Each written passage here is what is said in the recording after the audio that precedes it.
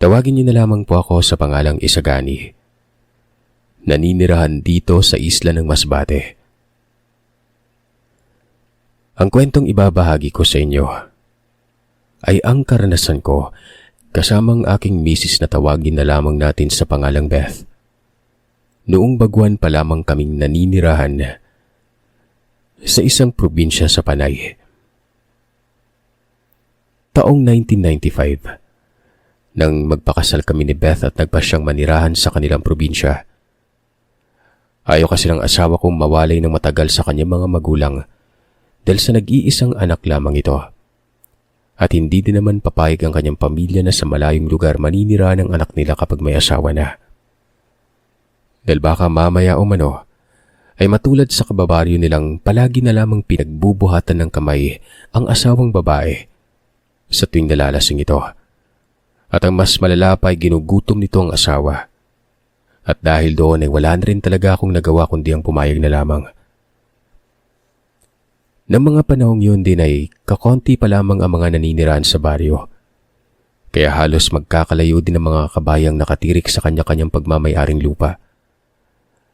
Bawat bahay rin ay mapapansin mong may mga kanya-kanyang bakuran at may mga pananim na kung hindi gulay ay mga iba't ibang naglalakihang puno ng prutas. Doon ko rin napag-alamang bibihira lamang ding nararating ng mga sasakyang habal-habal ang baryong tinitirahan ng pamilya ni Beth. Dahil sa talagang masasabi kong liblib na lugar nga yun, Sir Seth. Kung kaya't na mga panahong ito din ay mahigit 1 oras kong nilalakad parati ang kalsada, marating ko lamang ang pinagtatrabahuhan ko. Pag maghihintay pa kasi ako ng mga magagawing pampasaherong motor ay baka abuti na ako ng siyam-siyam sa kakahintay. Sa loob kasi ng isang araw ay mga 3 o 5 lamang ang mga pampasaherong motor ang napapadpad sa baryo namin. Isa pa ay binigyan kami ng lupang mapagtatayuan ng bahay ng pamilya ni Beth. Kahit na medyo may kalayuan yun sa bahay ng mga magulang niya ay ayos lang sa amin. Nilang mahalaga ay may sarili kaming tahanang matatawag na amin talaga. Kamusta na pala yung trabaho mo, iyo? Maayos naman ba? Wala ka bang nagiging problema? Minsang tanong sa akin ng binan ko habang nagkakape kami. Ugali na ng mga binan kong bumisita sa bahay namin tuwing araw ng linggo. Tinitingnan kasi ni Tatay Dado ang mga panabong na manok samantalang si Nanay Nelia naman ay nagluluto sila ni Beth para sabay-sabay kaming kumain ng umagahan. Kapag ganung araw din kasi wala akong pasok sa trabaho at hindi din umaakit ng bundok si Tatay Dado. Habang hinihimas ni Tatay Dado ang manok ay panay ang pagtatanong niya sa akin tungkol sa pinagtatrabahuhan ko noon. Sinabi ko naman sa kanyang wala namang nagiging problema, na maayos naman ang lahat at mababait ang mga katrabaho ko. Mabuti naman hindi ka naman ba nahihirapan? Lalo na yung sa paglalakad mo ng mahigit 1 oras papasok sa trabaho. Alam mo kung nahihirapan ka, mas mainam sigurong gamitin mo na lamang yung bisikleta ko para may masakyan ka. Ipapaayos ko kay paring Berting mamayang hapon pag uwi niya. Alok sa akin ni Tatay Dado. Naku po, nakakahiya naman tay. Ipinasok niyo na nga ako ng trabaho sa bayan tapos ipapagamit niyo pa sa akin yung bisikleta. Pero hindi ko po tatanggihan yung alok niyo . Maraming salamat. Ano ka ba naman, wala yun. Naisip ko kasi pagod na pagod ka na pagdating sa bahay at baka mamaya mapasarap yung tulog mo. Hindi mo mamalayang inaaswang na pala kayo. Napapakamot naman ako sa ulo at natatawa. Ilang buong akala ko ay nag-aalala sa akin si Tatay Dado dahil sa malayo ang nilalakad ko. Yun pala, nag-aalala ito at baka hindi ko mabantayan yung anak niya.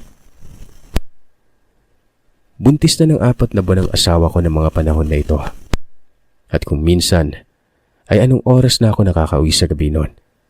Dahilan kung kaya't mag-isa lamang sa bahay siya. Mas mainam na yung magbisikleta ka na lang para mas mapapabilis ang pag-uwi mo. Alam mo namang may mga kung sino-sino dyan yung nananalasa dito sa baryo natin. Bukod sa mga taong halang ang kaluluwa. Sabat ng ina ni Beth, nakasalukuyang nakaupo na sa hagdanan ng bahay. Hindi pa kasi simentado ang bahay namin noon. Nakaangat yun mula sa lupa. Nag-iipon pa kami ng pera para sa panganganak ng asawa ko. At kapag nakakaipon na, saka pa kami mag-iipon ulit ng pera para sa pagpapaayos ng bahay. Nang sa ganon ay maging simentado na yon. Ayon pa sa mga magulang ni Beth, nag-aalala sila para kay Beth sa tuwing ginagabi na ako pag-uwi. Dahil alam ko naman umano na, ay nga, may bali-balitang kung anong aswang-aswang na yun sa baryo at ang pinupuntire nga mga buntis. Ilang buntis na umano ang nalaglagan dahil sa pananalasa ng aswang at may mga sanggol rin ang nagkakasakit nun. Kaya nga mahigpit na pinag-iingat ang lahat ng mga buntis at paslit. Hayaan niyo po, Nay. Sisikapin kong makauwi ng maaga palagi para hindi na po kayo nag-aalala kay Beth. Abay, dapat lang. Alam mo naman na kaisa-isang anak namin itong si Beth. Teka, tapos na ba kayo magluto ng pagkain? Medyo nagugutom na ako. Kumakalam na yung sikmura ko. Tanong naman ni Tatay Dado nun. Oh, natapos na kami magluto ni Beth. Nag-aayos na lang kasi ng mga pinggan at maya-maya lang ay kakain na tayo.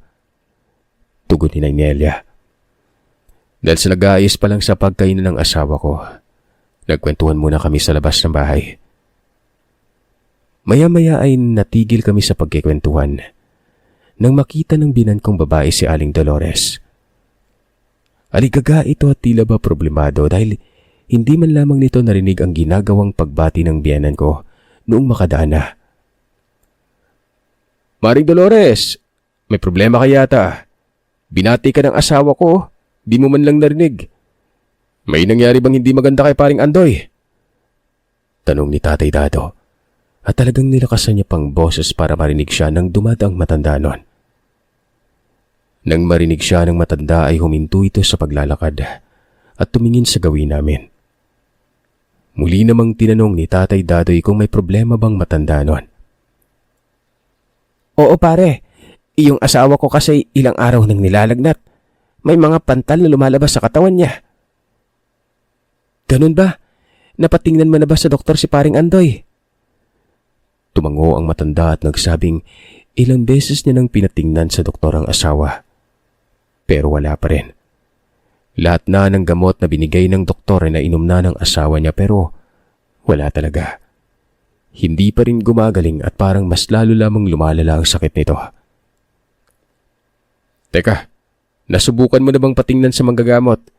Aba, baka naman hindi doktor yung makakapagpapagaling dyan sa asawa mo ah. Umiling-iling si Aling Dolores. Sinabi niyang hindi niya pa naisipang patingnan sa manggagamot ang asawa niya. Ay naman sa asawa kong kakalabas lang ng bahay. Patingnan na umano ito ni Aling Dolores. Dahil baka mamaya niya na inaaswang na pala si Mang Andoy nang hindi niya alam. Meron kasing sakit ang asawa ni Aling Dolores noon. Tuberculosis. Tama kayo. Bakit ko nga ba hindi naisip yung bagay na yan? Umalis na rin kaagad si Aling Dolores dahil nagmamadali umano siya at walang naiiwan sa asawa niyang may sakit noon. Nang makaalis ng matanda, pumasok na rin kami sa loob para mag-agahan. Habang kumakain ay napag-usapan namin ang tungkol sa aswang. Hindi ko tuloy maiwasang mag-alala sa asawa ko sa mga araw na wala ako at nasa trabaho. Binilinan naman ni Nanay Nelia ang anak nitong mag-iingat palagi kapag wala ako sa bahay. Tumango naman ang asawa ko at nagwikang huwag umanong mag-alala mga ito dahil palagi naman siyang nag-iingat.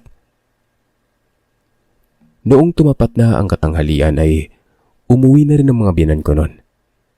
Kaming dalawa naman ng asawa ko ay nagtulungan na sa mga gawaing bahay. Isang araw noon, habang naglalakad na ako pauwi sa bahay at nataong nasa walang kabahayan na ako banda, meron akong naririnig na parang angil na mula sa aso. Binaliwala ko na lamang ito. Nagpatuloy na ako sa pagdaan doon sa lugar na yon. Bali, naghanda na lang ako kung sakaling habulin ako ng aso. Nang mga sandaling yon ay hindi ko mawari kung bakit bigla na lamang akong kinabahan ng malakas. Para bang may hindi magandang mangyayari oras na magtagal pa ako sa daanang yon. Para hindi ko maisip ang kabang nararamdaman, ang ginawa ko ay sumipol-sipol na lamang ako habang mabilis ang inihakbang ang mga paa ko. Sira ang bisikletang ipinagamit sa akin ng binan ko ng araw na yon, kung kaya't naglakad na muna ako. Nakailang hakbang na ako ay naririnig ko pa rin ang pag-angil ng hayop at para bang sinusundan ako nito. May mga kaluskusan na rin akong naririnig malapit sa kasukalang daan. Mas lalo ko pang binilisan ng paglalakad at inilabas ko na ang balisong na lagi kong daladala bilang pangdepensa kung sakali mang may loko-lokong tao nun. Maya-maya pa, mas lalo nang lumalakas ang ingay at kaluskusang naririnig ko. Kaya't hindi ko na nakayanan pa ang isiping baka mamaya ay hindi na ito normal na aso lang. Dahil doon, kumaripas ako ng takbo.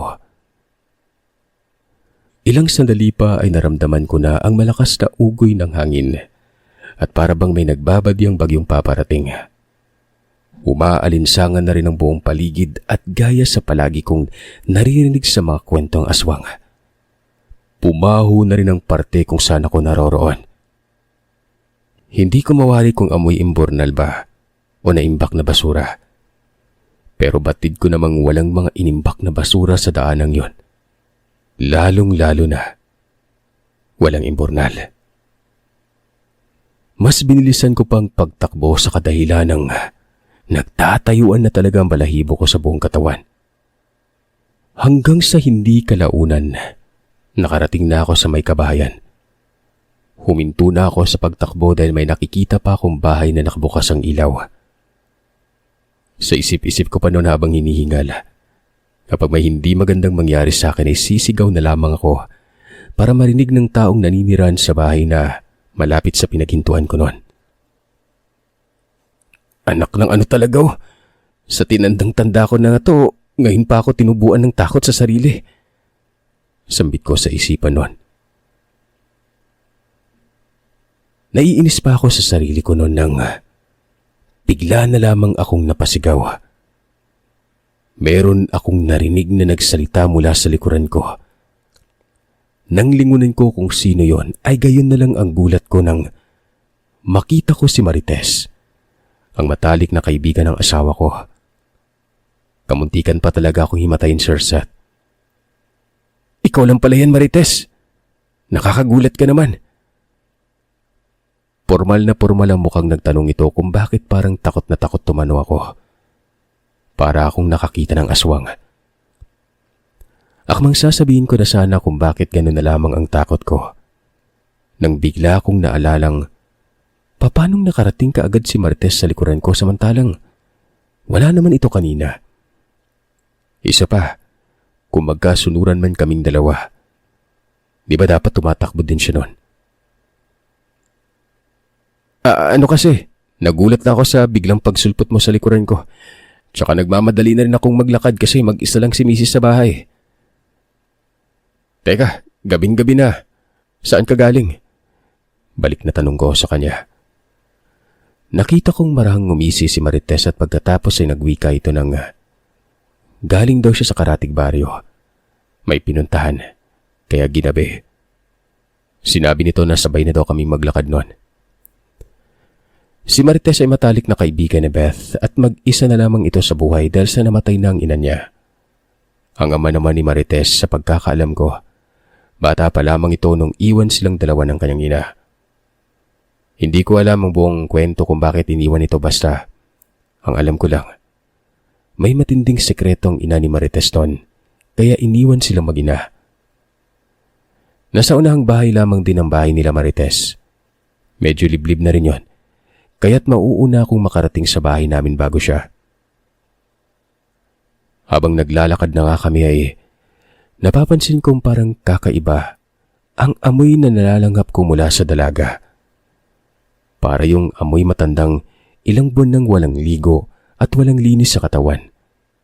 Amoy panghing hindi mo maipaliwanag. Pero nang tingnan ko naman siya ay malinis naman ito sa katawan. Nakasuot ng puting bestida at nakaladlad ang mahaba niyang buhok na hanggang bewang. Pino din siya kung kumilos at para bang ingat na ingat nun. Ganun din kung magsalita. Habang naglalakad ay nagtanong siya kung ilang buwan na ang nasa tiyan ng asawa ko noon. Magmula kasi nang umuwi umano ang misis ko sa baryo, hindi pa umano siya nakakapunta doon. Minsan ay nakikita naman sila sa daan pero saglit lang kung makapag-usap. Medyo naging abala na kasi umano itong kaibigan ni Beth noon. Mga 2 beses ko na rin itong nakakasama o nakilala, Sir Seth, o nakausap. Isa sa bayan, at nung minsang makasalubong namin ito na hindi pa buntis itong si Beth. Wala sa loob na sinagot ko siya kung ilang buwan ng tiyan ng asawa ko. Sinabi ko rin sa kanya kung anong mga prutas ang pinaglilihian ni Beth at maging ang pag-uugali nito pabago-bago dahil sa pagbubuntis ay naikwento ko rin. Tumatango-tango lamang si Marites at nagpatuloy ng maglakad noon. Hanggang sa nakarating na nga ako sa bahay, hindi pa rin maalis-alis ang katanungan sa isipan ko kung paanong nakalapit kaagad si Marites sa akin at bakit parang hindi ko naman siya napapansing nakasunod sa akin kanina. Pagka-uwi ko sa bahay ay tulog na ang asawa ko. Nakita kong bukas ang bintana namin sa kwarto kaya isinara ko yon. Napasambit pa nga ako sa sarili ko ng, "Naku naman tong asawa ko. Alam ng buntis hinayaan lang na nakatiwangwang yung bintana." Nang gabing yun ay sa bahay namin natulog ang mga binan ko. Nagulat nga ako nung makauwi na ako dahil nasa sala ang mga ito. Nakahigat mahimbing nang natutulog. Hindi ko naman alam ang dahilan kung bakit biglaang sa bahay natulog sila. Matapos kong makapagbihis ng damit, dali-dali na akong humiga noon. Hindi na ako kumain pa dahil sa ramdam ko ang pamimintig na mga ugat sa binti ko dahil sa pagtakbo ko kanina. Sinabi ko na lang na bukas na lang ako kakain pagkagising ko. Nahiya na akong magpalakad-lakad at baka magising ko ang mga binan ko noon. Ayoko rin disturbin yung asawa ko. Masarap ang tulog niya at baka mapukpok pa ako kapag maistorbo ko ang tulog niya. Hindi nga nagtagal ay hindi ko na namalayang nakatulog na pala ako noon. Nagising na lamang ako bigla nang makarinig ako ng kaguluhan sa labas ng kwarto. Dali-dali na akong lumabas ng kwarto para makiusisa. Nakita kong paruot paritong binan kong lalaki habang may dala itong itak noon. "Tay, ano pong nangyari? Anong gulo to?" Galit na galit ang binan ko. Hindi mapalagay. Si Nanay Nelia nang sumagot ng tanong ko at sinabing kanina pa nila nararamdamang may umaali-aligid na aswang sa labas ng bahay. Kapag sinisilip naman nila ay wala silang nakikita noon. Pero kapag humihiga na sila, ay muli na naman nilang naririnig ang huni nito. At meron pang kaluskusan sa taas ng bubungan. "Panigurado akong ang asawa mo ang puntirya ng punyemas na yan. Subukan lang talaga niyang kantiin yung anak ko at yung apo ko. Nako, ibabaon ko talaga sa katawan niya yung itak na hawak-hawak ko ngayon." Sambit ng binan ko. Gigil na gigil ito't nakikita kong napapahawak na siya sa batok. Tumataas na naman yung alta presyon niya. Agaran kong kinuha sa kanyang itak at sinabihang ako na lang ang magbabantay at magpahinga na sila. Sumapit na lang ang umaga. Wala na akong naramdaman kung ano sa paligid nun. Kaya minaiging umidlip na muna ako sa mahabang upuang naroroon sa sala. Hindi na ako nakapasok pa ng araw na ito. Napuyat ako sa kakabantay. Ayon kasi sa binan kong lalaki, noong nakaraang hapon daw ay may nakita siyang hindi pang karaniwang hayop na umaali-aligid sa labas ng bahay. Kaya't nagpasya silang mag-asawang sa bahay na muna naming mag-asawang matulog ng gabing yon. Alam nilang gagabi na naman ako ng uwi nun. Gawa ng sira ang bisikleta ko at maglalakad na naman ako ng pagkahaba-haba.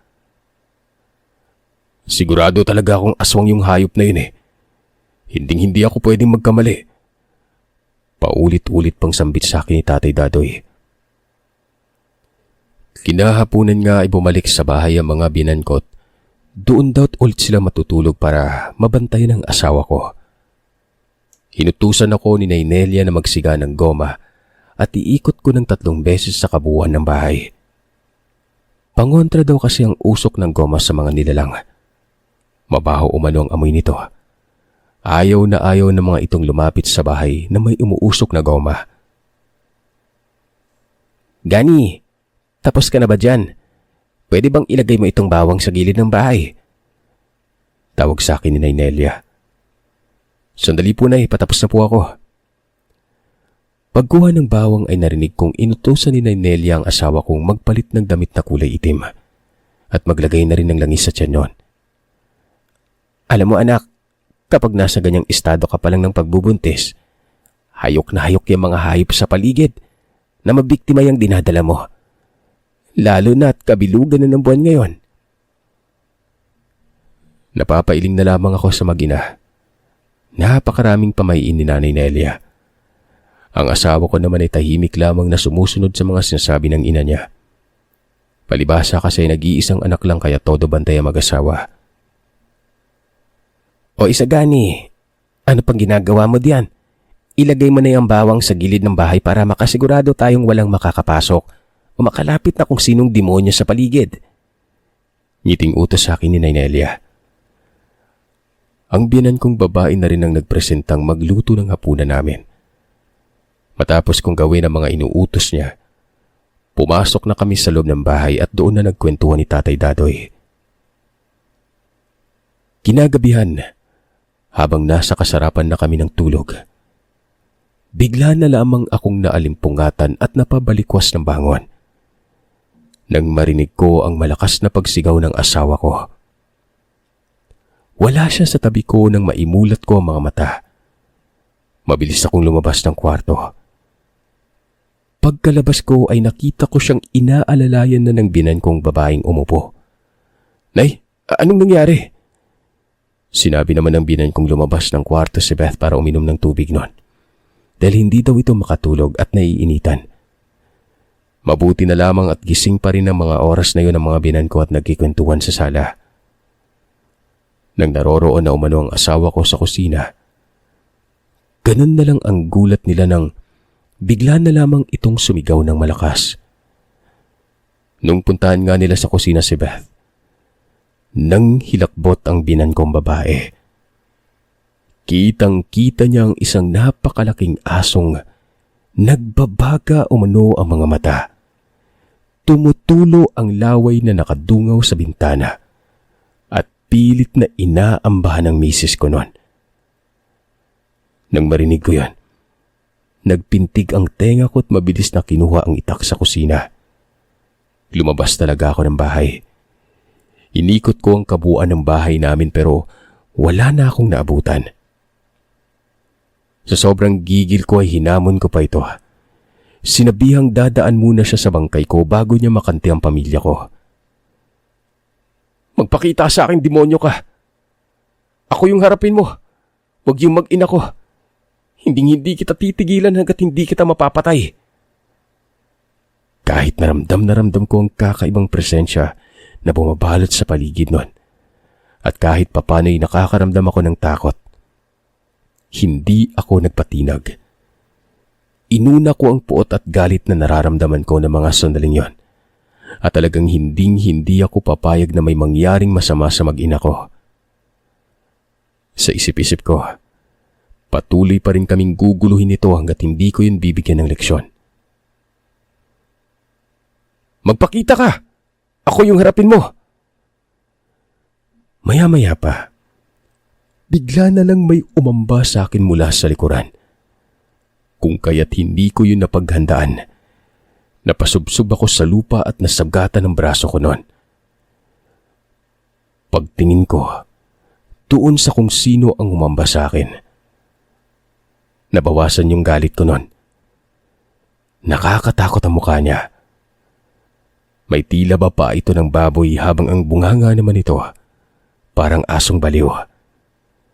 Galisin ang buong katawan at sobrang payat na animoy butot balat na lamang. Nagulat pa ako nang bigla na lamang inundayan ng kagat ng aswang ang sugatan kong kamay at parang hayok na hayok itong madilaan ng dugong umaagos mula sa sugat ko noon. "Walang hiya ka! Balak mo pa talagang tikman yung dugo ko ah!" Mabilisan kong itinarak sa katawan nitong itak na nasa kabilang kamay ko noon. Nang dampian ito ng talim ng itak, doon ito umatras at kumaripas ng takbo papasok sa taliban. Gusto ko pa sanang habulin ito, pero narinig ko ang malakas na pagtawag sa akin ng binan kong babae at pilit na pinapapasok ako noon. Nang tingnan ko nga sila ay pilit na pinipigilan ni Nanay Nelia ang asawa niyang huwag lumabas ng bahay. Habang yung asawa ko naman, sumisigaw dahil sa takot na nararamdaman at tinatawag ako. Napamura na lamang ako sa isipan at naglakad na pabalik. Pagpasok ko sa loob ng bahay, nagmadali akong pumunta sa lutuan at itinarak ang itak na ginamit kong pangsaksak noon. Gawa sa lupa ang lutuan namin noon, mga kagiliw, at hindi naman lingid sa kaalaman ng mga taga-probinsya. Napangontra din yun sa aswang, oras na itarak ang itak sa lupang lutuan. Ayon din kasi sa mga nakakatanda, isang sumpa umano sa mga nilalang ang pagtarak ng itak sa lutuan at tiyak na hindi na aabutan pa ng kinabukasan ang nilalang na yon. Sa hindi malamang dahilan, naalala ko si Marites at yung kakaibang kinikilos nito. Nagpasama ako kay Tatay Dadoy na puntahan ang bahay ni Marites. Gusto ko lang makasigurado kung totoo ba talagang hinala ko. Dito lang kayo sa loob ng bahay. Huwag kayong lumabas hanggat hindi pa kami nakakabalik. Nag-aalala at naguguluhang tinanong ako ni Beth kung bakit kailangang pupuntahan namin ni Tatay Dadoy ang bahay ng kaibigan niya. Basta, makinig ka na lang sa sinasabi ko. Wika ko at nagmadali nang lumabas ng bahay. Mabilis kaming tumakbo papunta sa bahay ni Marites at makaraan lamang ang ilang sandali. Saktong pagdating namin sa bakuran ng bahay nito, kitang-kita namin na umakyat ng hagdanan si Marites. Kumikintab sa langis ang hubad na katawan niya. Sapu-sapu nito yung gilid na parte ng kanyang katawan na sugatan. Halos gumagapang na ito makapasok lamang sa loob ng bahay. Nang makapasok na nga ito sa loob ng bahay ay nakarinig na kami ng malakas na pag-angil na malaking aso. Hanggang sa muli nang tumahimik ang buong paligid nun. Nagkatinginan naman kami ni Tatay Dadoy at tila ba nagtatanungan sa isa't isa kung ano ang nangyari. Tara tay, lapitan natin.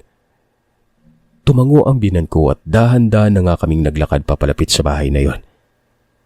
Nang makalapit na kami ay dahan-dahan akong sumilip sa nakauwang na pintuan. Kahit nakabadong-kabado na ako ay nilakasan ko ang loob ko sa kagustuhang makumpirma ang buong katotohanan.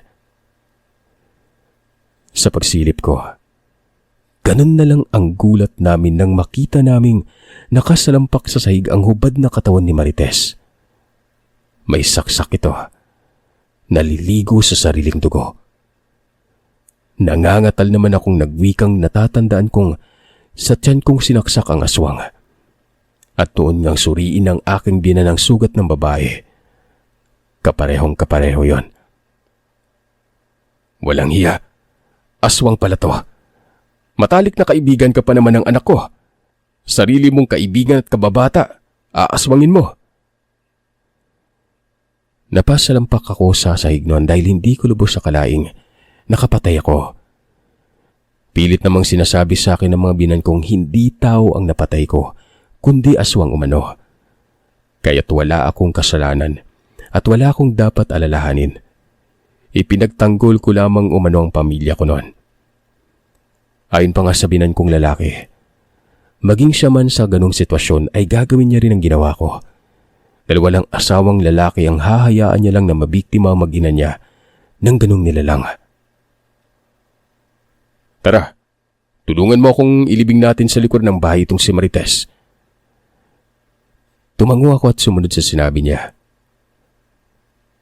Ilang oras ang nakalipas, tagumpay na nailibing namin ang bangkay ng aswang sa likuran. Nilinis naman ni Tatay Dado ang mga kumakalat na dugo para palabasing hindi lang bumalik ang dalaga. Nang makabalik na kami sa bahay ay kinuwento namin sa asawa ko at kay Nanay Nelia ang nangyari.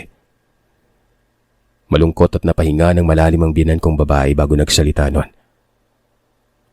Ayon pa rito, noon pa man ay may hinala na siyang si Marites ang sumalo sa pagiging aswang ng ina niya.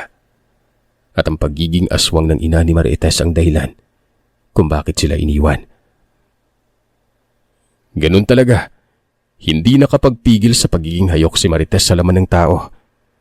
Pati kababat at matalik niyang kaibigan na ba gustong patusin. Kaya wala na tayong magagawa. Ito ang huling sinabi ni Tatay Daday na siyang tumatak sa isipan ko magpasa hanggang kasalukuyan nun. Ilang taon ang nakalipas. Nagkaroon man kami ng pera. Pero yung bahay namin ay hindi namin pinalaki masyado. Takot kami na baka pagka nagpatayo kami ng pundasyon doon, malukay ang katawan ni Marites. Magpaganon pa man ay binenta na lamang namin ang lupa. Siguro mga early 2000s namin na ibenta ito. Hindi ko alam kung buto na ba yung katawan ni Marites doon. Pero lumipas ang mga taon. Lumayo-layo na kami sa lugar na yon. Kasama ang aking mga binan.